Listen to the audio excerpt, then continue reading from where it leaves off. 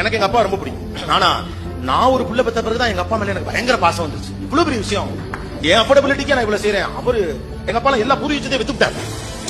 பிள்ளைகளுக்கு இல்லாம என்னத்துக்கு லாபம்? எங்க வீட்டுல விருதும் கிடையாது, கரிநாள் கிடையாது, அஷ்டமி கிடையாது, நவமி கிடையாது, ஒரு கர்மம் கிடையாது. ஹாஸ்டல்ல படிக்கிற பிள்ளை வர்ற அன்னைக்கு கறி சோறு இதுமான கரிநாளா போடே அப்படின்னு சாமியே பிள்ளைக்கு அப்புறம் தான். அந்த லெவல் தான் அப்பா லெவல். அம்மாக்கெல்லாம் கூட அடிக்கடி சொல்லுவாங்க, பாருப்பா உன்னை கஷ்டப்பட்டு வளர்த்தேன், பால் ஊட்டி தயிர் ஊட்டி என்னமோ ஊட்டி உன்னை பெத்தெடுக்க அவ்வளவு சிரமப்பட்டேன். ஆபரேஷன்ல தான் உன்னை பெத்துட்டு உன் முகத்தை பார்த்த உடனே தான் அவ்வளவு சந்தோஷம். அம்மாக்கள் கூட அடிக்கடி சொல்லுவாங்க, தந்தையர்கள் ஒரு நாளும் தங்கள் தியாகத்தை அறிவித்துக் கொண்டதே கிடையாது. அப்பாக்கள் சொல்லவே மாட்டான். உனக்காக ஓடா தெரிஞ்சு நீ பாரு ஷூ போட்டுருக்க, நான் செருப்பு போட்டுருக்கேன் அப்பன்னு சொல்லவே மாட்டான். ஹோட்டலுக்கு நீங்க போறப்ப உங்களுக்கு எல்லாம் ஆர்டர் பண்ணிட்டு வெறும் காஃபி போதுன்னு சொல்லிட்டு திரும்பி வரக்கூடிய அப்பாக்கள் நிறைய. நான் 1000 இடத்துக்கு வெளியே திரும்ப போறேன், நான் போற இடத்துல சாப்பிட்டு அம்மாக்கு அது புரியும்.